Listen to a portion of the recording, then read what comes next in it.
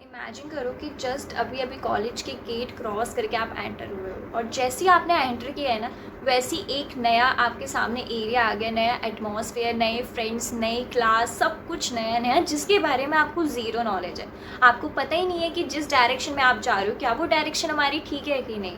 तो यही मेरे साथ हुआ था सेम। जब मैं फर्स्ट ईयर में थी तो बहुत सारे क्वेश्चंस होते हैं कि हम जब नई जगह आए होते हैं, क्या हम जो फ्रेंड सर्कल ग्रुप है क्या हमारा ठीक है, क्या हम जो पढ़ रहे हैं क्या हमारी पढ़ने की अप्रोच ठीक है, या जिस एरिया में जा रहे हैं, जिस ग्रुप में जा रहे हैं वो ग्रुप हमारा ठीक है, क्या हमें इस एक्टिविटी में पार्टिसिपेट करना चाहिए नहीं करना चाहिए।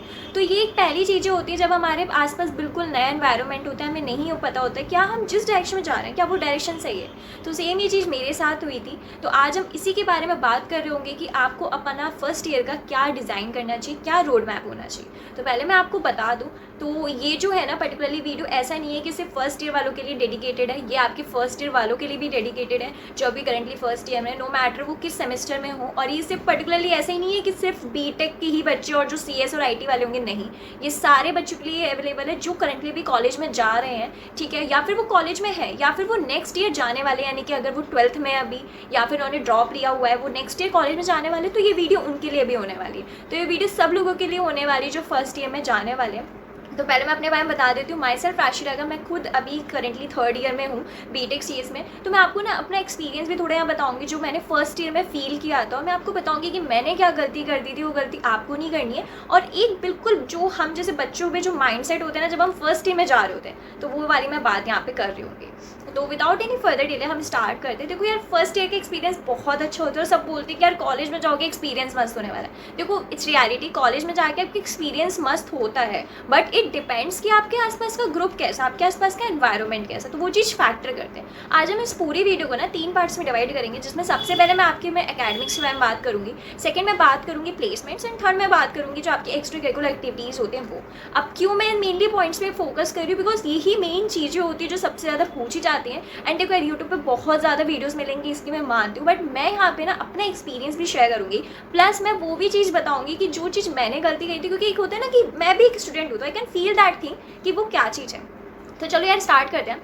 सबसे पहला आता है आपका एकेडमिक्स। देखो यार, फर्स्ट ईयर को बिल्कुल भी लाइटली मत लेना, ये सबसे बड़ी गलती हो जाती है। क्योंकि जैसे हम एंटर करते हैं ना, हम जब अपने नए नए फ्रेंड्स के साथ होते हैं, हम जब सीनियर से कनेक्ट होते हैं, मैं ये नहीं बोल रही हूँ कि सीनियर्स गलत होते हैं, जब हमसे मोस्टली सीनियर्स हमसे बोल देते हैं कि अरे यार चिल रहो, तुम कर लोगे, एक दिन पहले भी पढ़ोगे हो जाएगा। देखो ये चीज़ सही है, क्योंकि ये चीज़ मैंने भी करी थी, मैं मानती हूँ ये चीज़ ठीक है, ये चीज़ गलत नहीं है। But the thing is that अगर आपका माइंड सेट पहले से है तो देखो यार, फर्स्ट ईयर को ना लाइटली बिल्कुल भी मत लो, क्योंकि फर्स्ट ईयर में ना सारे ऑलमोस्ट सबके सेम सब्जेक्ट्स होते हैं, आपके बहुत बेसिक सब्जेक्ट्स होते हैं जो आप पहले ही पढ़ के आ रहे हो। तो जैसे आपके मैथमेटिक्स हो गया, आपकी फिजिक्स हो गई, केमिस्ट्री हो गई, और कहीं कहीं प्रोग्रामिंग वाला कॉन्सेप्ट आ जाता है, बट ठीक है, बट आपके और सब्जेक्ट्स बहुत होते हैं। तो इन सब्जेक्ट्स को लाइटली मत लो, क्योंकि एकेडमिक्स बहुत इंपॉर्टेंट है, क्योंकि आपकी ना यहाँ से सीजीपीए पढ़ने लग जाती है, फर्स्ट ईयर से ना आपकी सीजीपीए मेंटेन होने लग जाती है, विच इज़ वेरी इंपॉर्टेंट। मैं ऐसे क्यों बोल रही हूँ, क्योंकि आपकी ओवरऑल लास्ट में सीजीपीए भी मैटर करती है, क्योंकि कंपनी को चाहिए भाई अबव 7 सीजीपीए होनी चाहिए, तो वो आपको भी चाहिए। अगर आपने फर्स्ट ईयर से राइटली छोड़ देना तो यार वो बैकलॉग्स आने लगते हैं और फिर वो सीजीपीए ना डिक्रीज होने लगती है, तो एक माइंड पे प्रेशर आ जाता है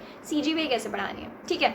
तो सबसे पहली चीज़, अपने एकेडमिक्स को लाइटली नहीं लेना। सब्जेक्ट्स लाइट होते हैं, आपको पहले से पता होते हैं। तो आप ना जब आपको एग्जाम सीजन आने वाला है कि आपको पता है कि यार अब नेक्स्ट वीक से ना मेरे एग्जाम्स आ रहे हैं, तो मेक श्योर आप एक हफ्ते पहले ना अपनी सारी चीज़ों को बंद करके एकेडमिक्स पे फोकस करो, ठीक है। मैं इसलिए ऐसे बोल रही हूँ कि आप एक दिन पहले कर सकते हो, मैं मानती हूँ चीज़, बट अगर आपने एक हफ्ते पहले करा है ना तो आपको चीज़ें अच्छी लगेंगी और समझ में आ रहा होगा, और फिर आपकी सीजीपीए और अच्छे से इंक्रीज हो जाएगी। तो एकेडमिक्स को बिल्कुल भी आपको लाइटली नहीं लेनी है, ये वाली चीज़। अगर एक बार आपकी एकेडमिक्स स्ट्रॉन्ग होगी ना, वो सीजीपीए जब पढ़ने लग जाती है तो फिर कॉन्फिडेंस आने लगता है कि आपको यार अब स्किल्स चाहिए, ये मेन चीज़ है।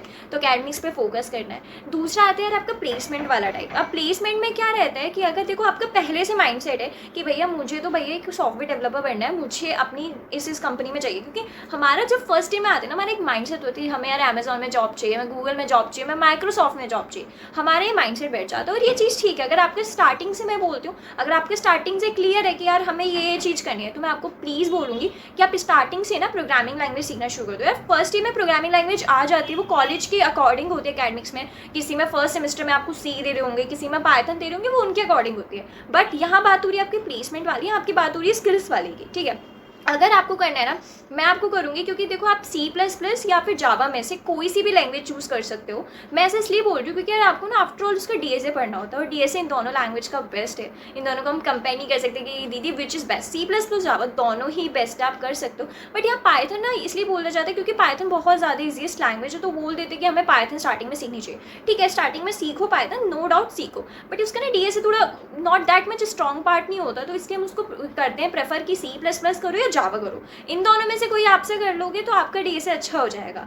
ठीक है, अब जब ये बात होती है आपका माइंडसेट क्लियर है, तो आपको अपने प्लेसमेंट्स में आपको ना ये चीज़ हो रही है, जैसे C++ है, ये आपको गेम्स वगैरह थोड़े और अच्छे कॉन्सेप्ट दे देता है। अब आपका जो जावा है ना, अब आपका जावा आपकी डेवलपमेंट वाले पार्ट में भी हेल्प करता है, तो इसलिए बोला जाता है अब जब आपकी डीएसए वाला पार्ट कंप्लीट हो जाएगा, फिर आप अपना रेज्यूमे करते हो, उसके बाद अपने आप और भी चीज़ों में इंटरेस्ट ले सकते हो। लाइक डेवलपमेंट हो गए, आपका वेब डेवलपमेंट हो गए, ऐप डेवलपमेंट, बहुत सारे डोमेन्स होते हैं, आप उसमें भी जाके फाइंड आउट कर सकते हो अगर आपको अपना इंटरेस्ट क्लियर नहीं है। क्योंकि देखो ये चीज़ तो होती है, कोडिंग डाउन तो आपका होता ही होता है, बट आप जब अपना रिज्यूमे सबमिट करोगे तो वहाँ प्रोजेक्ट्स मांगे जाते हैं। प्रोजेक्ट्स आप किन से लाओगे, वो डोमेन्स वाली साइड से आते हैं, तो आप अपने डोमेन्स वाली साइड भी ना क्लियर रखो कि हमें क्या करना है, टॉप टारगेट कंपनीज कैसे करनी है। जब आप एक बार इन लैंग्वेज से गो थ्रू कर लोगे, बेसिक्स आपको पता है, मुझे लगता है कि यार अगर आप फर्स्ट ईयर में हो ना, तो जस्ट इन लैंग्वेज का ना बेसिक भी पता होगा ना, दैट्स इनफ। बट हाँ, क्लैरिटी होनी चाहिए, माइंडसेट क्लियर होना चाहिए कि भैया ये हमारा माइंडसेट है कि आपको इस लैंग्वेज में से करना है। ठीक है, तो एक लैंग्वेज पकड़ो अपनी, जो भी करनी है उसका बेसिक्स क्लियर करो, फिर डीएसए वाले पार्ट पर जितना जल्दी आपका डीएसए हो जाएगा ना,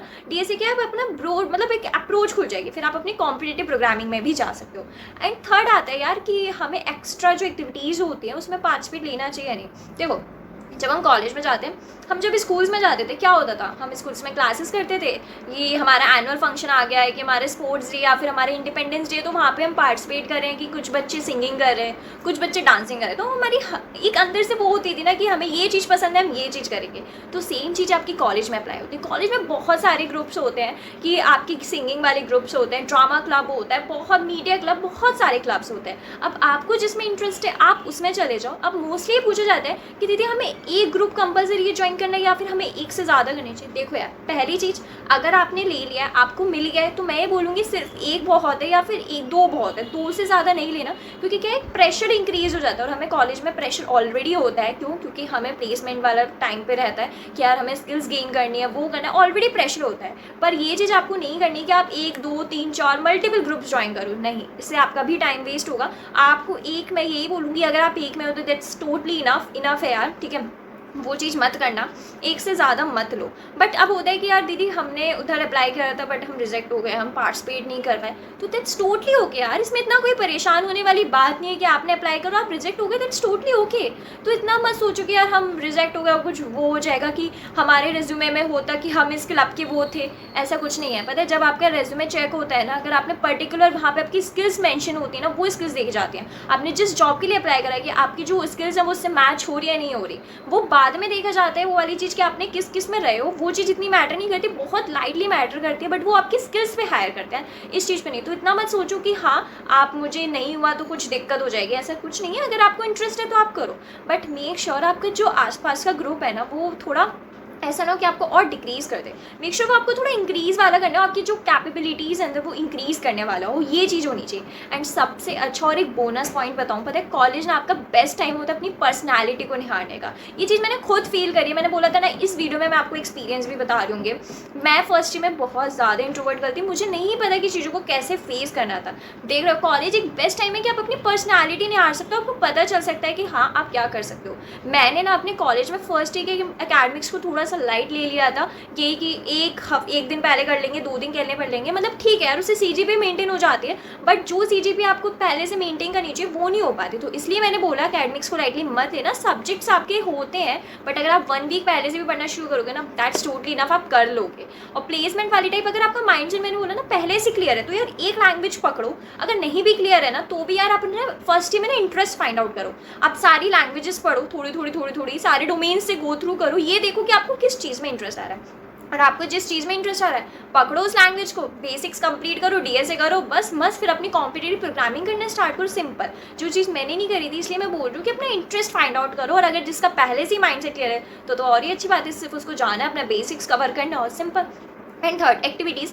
अपने आसपास की चीज़ों को भी बहुत ज़्यादा हमारे ना एटमॉस्फेयर पे इफेक्ट पड़ता है। जैसे मैंने बोला, जस्ट आप अभी अपने कॉलेज के गेट में एंटर हुए, तो वो वाली चीज़ हमारे लिए बहुत वो पड़ जाती है कि एक नया एनवायरनमेंट होता है, हमें नहीं पता मैं कहाँ जाना है। तो अगर आपको एक्टिविटीज़, अगर आप ग्रुप्स में हो तो इट्स टोटली ओके, बट ज़्यादा प्रेशराइज मत लो, और अगर नहीं भी हो तो इट्स टोटली फाइन, इतना वो मत सोचो। और भी नई अपॉर्चुनिटीज़ आगे आएंगी तो उस चीज़ का वेट करो। तो ये था एक रोड मैप मतलब बेसिकली ये कि आपको अपने एकेडमिक्स पे फोकस करना है, उसको लाइटली नहीं लेना, प्लेसमेंट वाले टाइम पे भी फोकस करना है। अगर चीज़ आपकी पहले से क्लियर है तो बहुत अच्छी बात है, नहीं है तो भी क्लियर कर लो, और एक्स्ट्रा एक्टिविटीज़ पे भी जाना है, इतना नहीं कि पूरा ही हो जाना है कि आपका उधर टाइम वेस्ट हो जाए। तो ये था एक छोटा सा रोड मैप, आई होप आप लोगों के लिए हेल्पफुल होगा, और एंड ऑल दी बेस्ट जो अभी करंटली कॉलेज में है, ठीक है, और जो नेक्स्ट ईयर आने वाले हैं, और जो जस्ट अभी कॉलेज में एंटर हुआ है। आई होप ये वीडियो लोगों के लिए हेल्पफुल होगी, उनको आइडिया मिल रहा होगा। कॉलेज एक बहुत अच्छा टाइम होता है एक्सप्लोर करने के लिए, बस चीज़ ये कि आप उसको किस तरीके से एक्सप्लोर कर रहे हो। बाकी अगर आपको कोई भी डाउट हो तो आप प्लीज़ कमेंट्स में पूछ सकते हो।